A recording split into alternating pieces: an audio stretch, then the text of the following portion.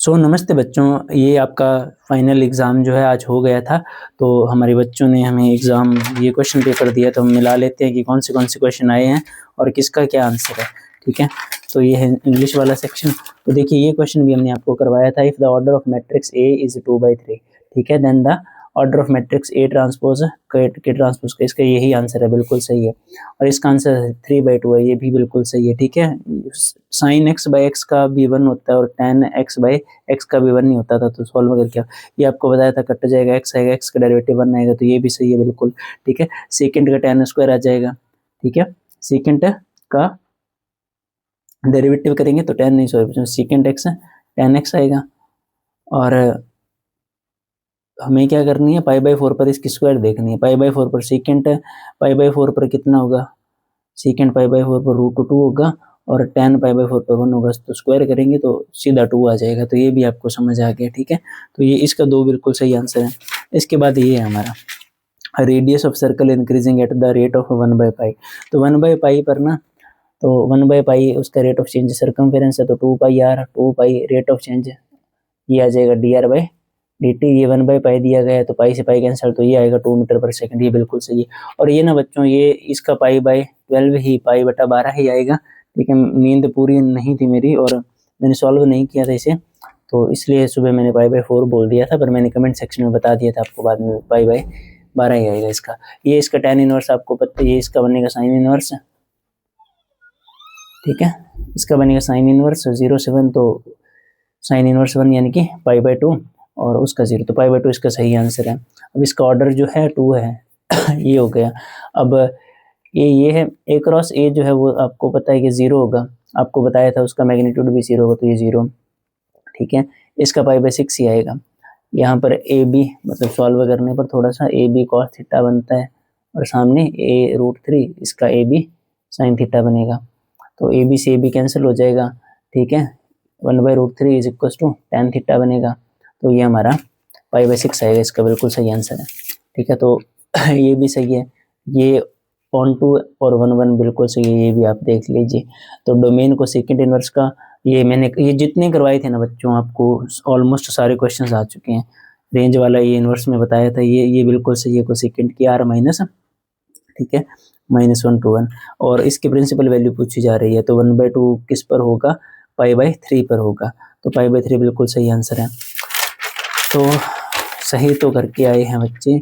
अब ये भी सेम क्वेश्चन आपको करवाया था जब मैं मैट्रिक्स और डिटर्मिनेंट करवा रहा था, तो बिल्कुल ऐसे क्वेश्चन, x² - 0 = 64, ठीक है? तो ये आएगा कितना, 16, ये 8 आएगा, सॉरी बच्चों, ठीक है? मैं अभी तक नहीं सोया हूँ 2-3 दिन से, अब सोऊंगा आराम से आपके एग्जाम के बाद। तो इसका x, अगर ये भी करवाया था आपको, अगर x3 है तो y कितना होगा, हाँ x3 है, 3 यहाँ पर पुट करेंगे तो इक्वल टू रखेंगे, 3 उधर जाएगा तो -6, ये बिल्कुल सही है 3, ठीक है? सॉल्व करने पर आएगा, देख लिया हमने। डायरेक्शन रेशियोज बताने इसके, ये आपको वेक्टर 3D में बताया था, डायरेक्शन रेशियोज इसके 9 - 2 5 होंगे, तो ये बिल्कुल सही है। तो वेक्टर इक्वेशन ऐसा ही हमने क्वेश्चन करवाया था आपको, ये +5, ठीक है? ये इन दोनों में से कौन सी आएगी, -4 वाली, ये बिल्कुल सही है। उसके बाद minimum value maximum value of z subject to the constants, ठीक है, इज ऑन द पॉइंट 70, ये निकाल कर देखनी पड़ेगी थोड़ी सी आपको। अब ये दिए गई सेम ऐसा क्वेश्चन मैंने करवाया था आपको, तो ए यूनियन बी दिया गया है ना, तो ये इंटरसेक्शन बी निकाल लेंगे, ये इंटरसेक्शन बी निकालेंगे तो वो इसमें यूज होगा, तो वो क्या निकलेगा, probability of A plus probability of B minus probability of A union B, ये होता है, ठीक है? लिखा भी नहीं जा रहा ढंग से, पर हम कर, अब आपका एग्जाम तो हो गया, पर देखते हैं इसका क्या आंसर है। 1/2 प्लस ये का 3/8 माइनस 27, ठीक है? तो ये ना मैंने सॉल्व कर दिया और ये आपका 8/15 ही आएगा, बिल्कुल सही। और इसके बाद है ना, ये अजय एंड मीरा, ठीक है, contesting for 2 vacancies in company, probability of selection of Ajay and Meera is what is the probability both will be rejected, तो ये दोनों ही नहीं सिलेक्ट होंगे, तो इसके बिना होने की प्रोबेबिलिटी और तो दोनों ही सिलेक्ट नहीं होंगे, तो ये भी सॉल्व कर लिया, ये भी आपका 6/63 आएगा, ठीक है? तो ये क्वेश्चंस हो गए आपके। ये कॉन्टिन्यूटी वाला क्वेश्चन है, लेफ्ट हैंड और राइट हैंड लिमिट से होना था, ये भी आसानी था। ये इंटीग्रेशन वाला आ गया, ये सर्कल वाला मैंने आपको बताया था वैसे ही आया हुआ है, ठीक है? और में ये जो है ना, ये आपको एप्लीकेशन ऑफ डेरिवेटिव से आ गया, रेट ऑफ चेंज वाला, ये भी काफ़ी सिंपल है, कर दिया होगा आपने। और क्रिटिकल पॉइंट वाला करवाया था एग्जैक्टली सेम, वो आ गया। एंगल बिटवीन वेक्टर वाला करवाया था, वो आ गया। ठीक है, using determinant find the equation of line passing through this, ये बताया था आपको। ठीक है, मैट्रिक्स एंड डिटर्मिनेंट वाले में लास्ट में करवाया नहीं था, पर बोला था कि ये कर लीजिए, आ जाएगा। ठीक है, हाँ, इस तरह की टाइप मैंने नहीं करवाई थी, पर ये काफ़ी ज़्यादा सिंपल। ऊपर आपको पता है 1 + tan स्क्वायर क्या होगा, सेकेंड स्क्वायर। ठीक है, सेकेंड स्क्वायर आएगा, पुट कर देंगे, ये वाई स्क्वायर + 6y, फिर हम कर देंगे सब्स्टिट्यूशन मेथड से, आराम से हो जाएगा।